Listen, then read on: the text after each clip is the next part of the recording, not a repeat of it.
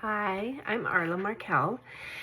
I wanted to put this video together because I have been through the very painful transition in the past of going from being very heavily involved in a church that later I realized was actually a church cult. And if you watch the series Shiny Happy People, that cult was involved with the Bill Gothard movement, which was a very, very dominating, very guilt-ridden, shame-ridden cult. And if you know anything about Bill Gothard, you find out that he got kicked out eventually out of the organization for sexual harm to younger women in the church, and also he basically took with him $90 million.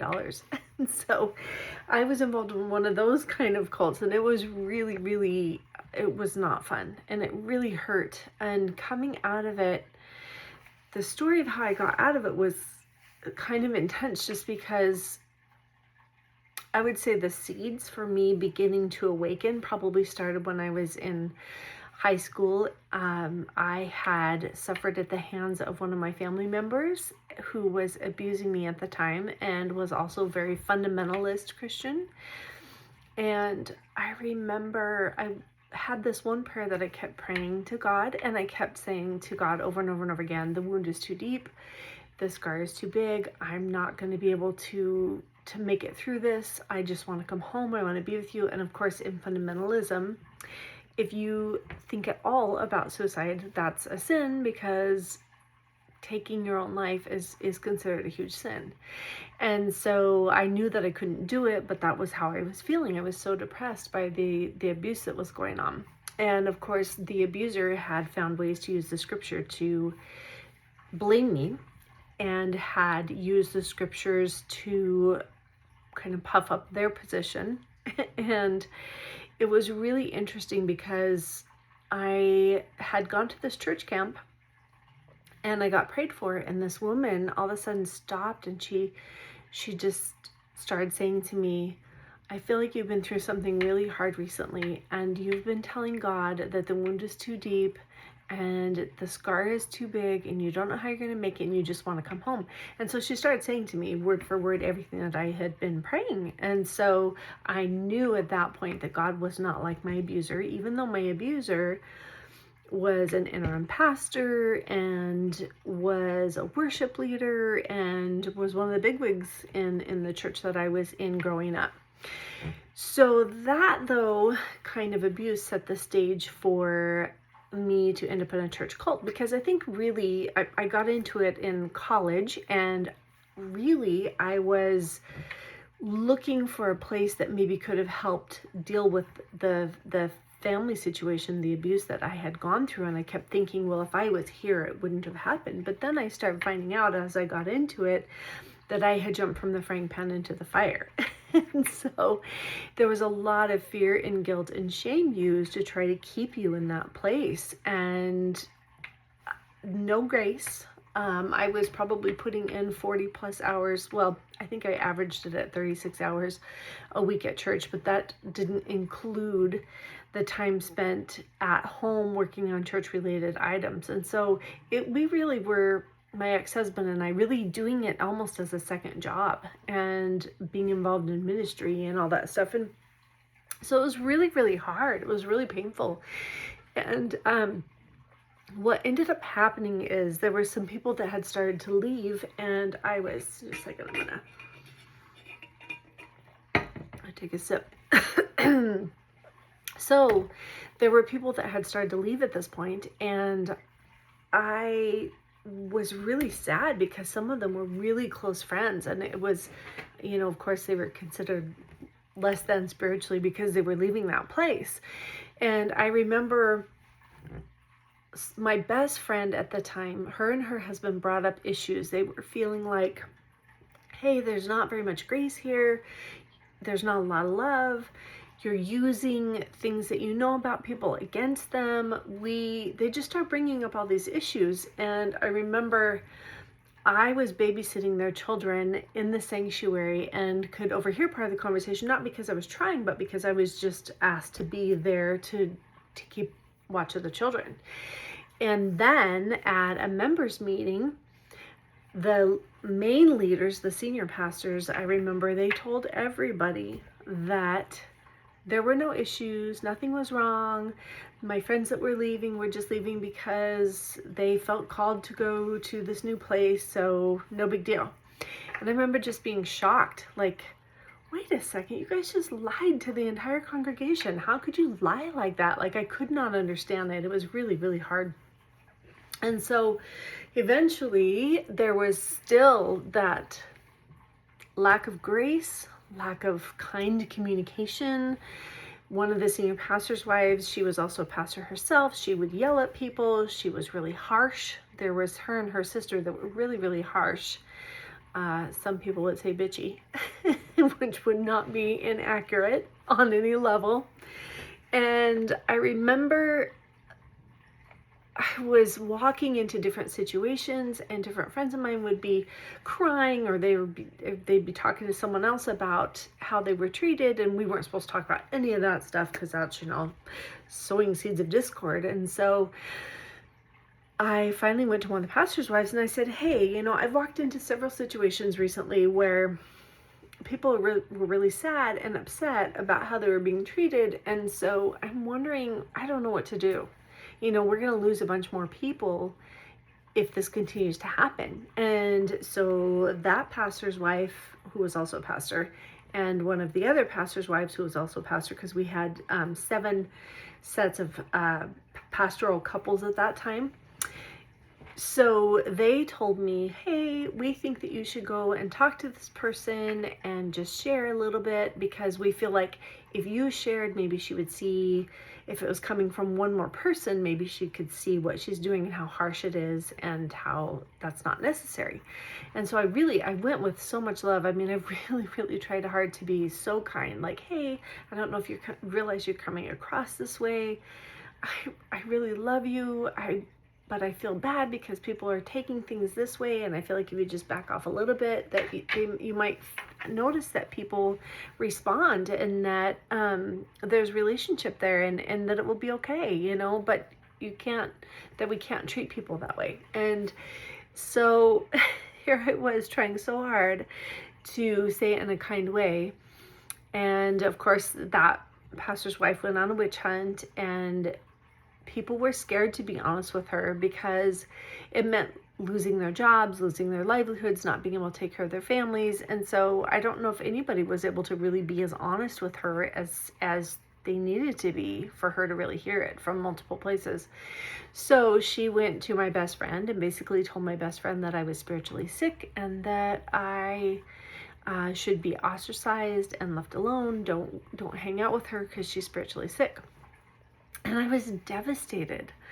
I remember thinking, how could I go with so much love and really want to help and be met with so much disdain and so much just awful stuff behind my back? And I was devastated. So I remember that was on a Wednesday, and that was the first time in years that I had decided to stay home from church. Probably 14 years, because I was there almost 14 years. It took about a year of crying out to God, studying the Greek and the Hebrew and the Aramaic, for me to finally realize that I could not be separated from God, that what I had been told about my relationship with God was not accurate. And so this was it was so painful because I really believed that. And so right now, I just want to share with you that if you've been told that you will fall away from God if you leave a cult, or if you've left a cult and you're still, struggling with that whole, am I still close to God, all that stuff, I need to share some stuff with you, because there is nothing you can do to separate yourself from God. And here's how I know. Well, there's lots of ways that I know, but here's how I know. So if you study Greg Braden's work on the DNA in the human body, our DNA literally says God within the body. we are not separate from God. We are spirit having a human experience. Then, if you look at the work of like Bruce Lipton, who was a teacher of medical students, and he teaches epigenetics, and he had some of the most recent powerful research on genetics and all of that. And he basically talks about how, in his latest book, how each of us, all of our cells in our body except for our blood cells, have what are called receptor proteins on the outside of the cell. And these receptor proteins send out a little frequency, a little beacon, and that frequency goes to source and it comes back, and it's our direct communication, our direct line to source. Well, what's really crazy about that is that's the reason that we can't just take a kidney from one person and transplant it into another person, because those little receptor proteins that are sending out this little beacon, this little frequency to source, they tell that other body, oh no, we don't belong in here. And that other body recognizes that they don't belong in there. The immune system goes, no, this is not the right kidney. This is not the right heart, right? It's because we have that frequency built into us. So I'm here to tell you, there is no way on God's green earth that you could ever be separated from God. You and source are one. And there's also the part of, have another sip here really quick. There's also the part where I believe source wants you to know who you are. You cannot be separated from source. In fact, if anything, you can have a relationship with source where you can hear and love and receive love in ways that you've never expected. So let me give you a little example. I was at Costco a few weeks ago, and usually when I'm in Costco, I like go in and I get out as soon as I can, because it's not very much fun and I don't love it. So I'm in Costco and I feel source, I hear source whisper to my heart or into my ear, however you want to say it, into my being. Hey, Arla, you should put a little divine swagger in your step. And I remember I was like, that seems a little arrogant. And source goes, oh no, that is not arrogance. If every person in this building right now recognized how loved they are, who they are, what they have to offer, and they all had a little divine swagger in their step, they'd be going up to one another and saying hello, and everybody would be having fun at Costco, and we'd be laughing and rejoicing and talking and sharing and getting to know one another. And I just started seeing everybody in there through new eyes. And after I had that realization, then Source said, and now that you know, you need to be like Tinkerbell and spread a little fairy dust of love and smiles, reminding them of who they are. They deserve that sunshine being sent into their direction today. You know, each person that was there is special and loved by God and is Source having a human experience. And so I started walking around with a little swagger in my step and enjoying things and smiling, and it was so cool because then other people were smiling at me and I was having a great time. And I came around the corner about 3 or 4 different times and found things that I had on my list that I needed, and they were not in the normal spot. So it was really funny to have that. Oh yeah. To have that happen. So that was really, really amazing.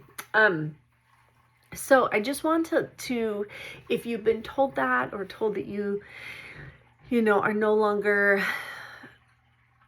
a Christian because you've left the cult or left a church or left something like that, it's just simply not, you cannot be separated from God that way. That does not happen.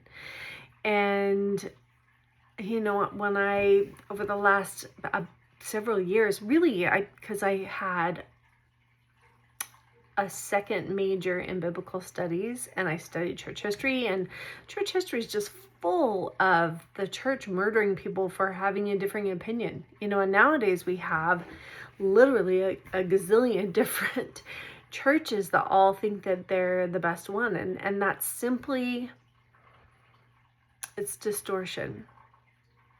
It's taking the things that Jesus said and the heart that Jesus had and distorting it into something that it's not. Like one of the things I realized, I went to Egypt this last spring, and I had some huge revelations there because I realized Jesus and Mother Mary, and actually Mary Magdalene, had all spent time in Egypt.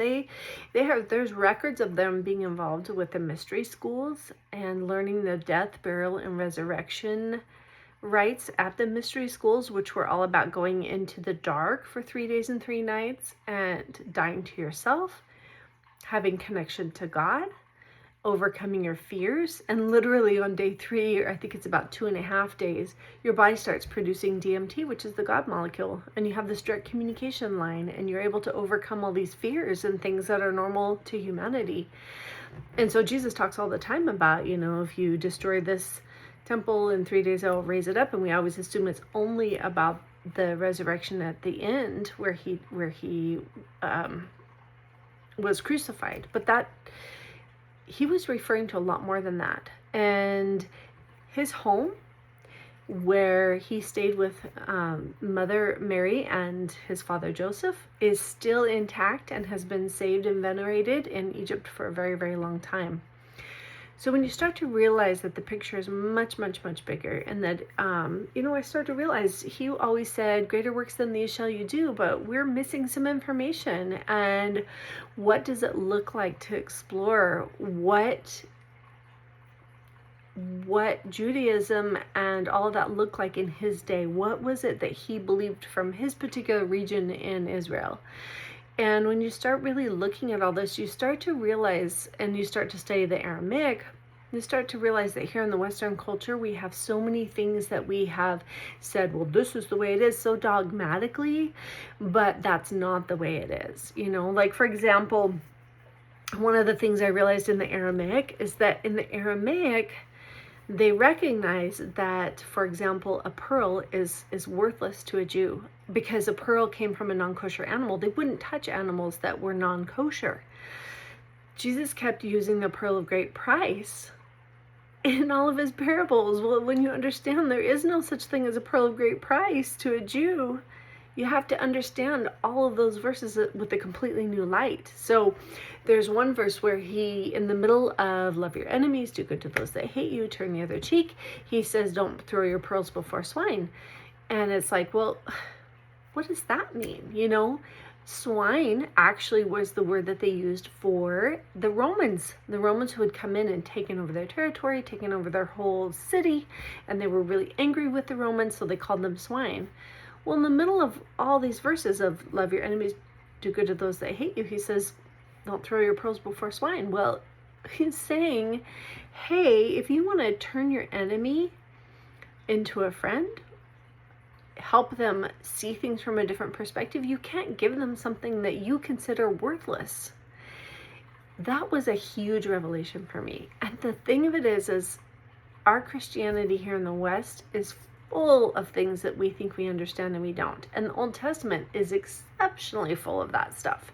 When you start to study even ancient cultures that were older than the Jewish culture, older than Egypt even, like the Sumerian cultures, and you start finding out that the stories of Adam and Eve, they called him Adapa or Adamu, and the stories of Noah, all of these other stories were in the ancient Sumerian, and that Moses, when he wrote those first 5 books, he basically was copying a lot of that, and he left some stuff out that was really important, especially when it comes to things about women and Eve. And you start seeing that, hey, wait a second. This story of our relationship with God is much longer, much bigger, much deeper, and much more powerful than we could ever imagine. And I believe really we have that divinity within us, just as science is confirming these days. And you cannot be separated from God. I believe that a lot of times we are here to learn, we're here to have a human experience, and we play a very particular role in one another's lives, and sometimes that role is really sucky. There's a few things that have happened in my life that I kind of was like, I wish that would have been different. But when I really stop and think about it, I learned really important, really powerful things, and I'm grateful for the lessons. I'm not necessarily, grateful for what happened, but I do value and appreciate the lessons. And if you start to think, well, maybe I am divinity and I chose to come here to learn and to have an experience, and which for me, I really had to grapple with that for a while, because I really thought, if that's true, why would I choose some of the experiences, and why did I make everything so damn hard on myself? Like, that doesn't seem right or fair. But if you realize, hey, I had a lot of faith in myself to figure this all out, that's really powerful, because then you're coming from a space of, wow, I made things hard on myself because I knew that I could overcome, and I knew who I was, and I knew I needed to, if I was going to make it challenging and not have all the answers, and I was going to learn and grow, then this would be the way to do it. So the other thing that does is that it helps with the whole question of why abuse? Why do young children get hurt? Like, I will never be able to condone that or be okay with it in that way. But if you do believe that God is fair and you believe he's loving, then it's really hard to believe that he would allow those things to happen. But if those souls were like, I want to go down there and help with the awareness that this is going on, so I'm volunteering, it does help us a little bit grapple with some of those big questions. So my main point today is that you can never be separated from God. You are divinity in the flesh, and Jesus kept trying to tell us that. I mean, he would say things like, I want you to realize you are one with the Father as I am one with the Father.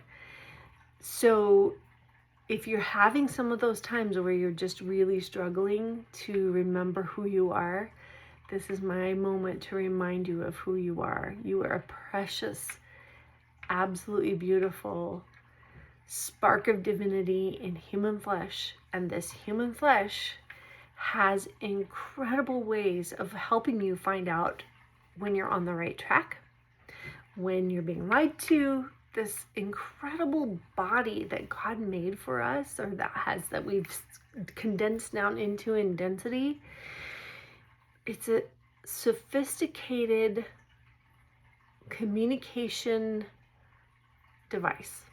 It's much more than that, but you can't be separated from God. And this body proves it. All right? My heart is with you. If you want to unravel some more of this, if you want to say, well, Arla, what about this or what about that? Feel free to schedule some time with me, because I would love to help you walk through things that are still holding you back, things that might be causing you to feel guilty that you left or bad that you left. And when really the truth is, we are meant to be free. We are meant to walk in a way that knows who we are in our divinity and in love. It doesn't make us better than anybody else. It just means that we get to experience what it's like to be divinity in the flesh in our own unique way. All right? So you're not separate. You're totally one with God, and you're totally loved.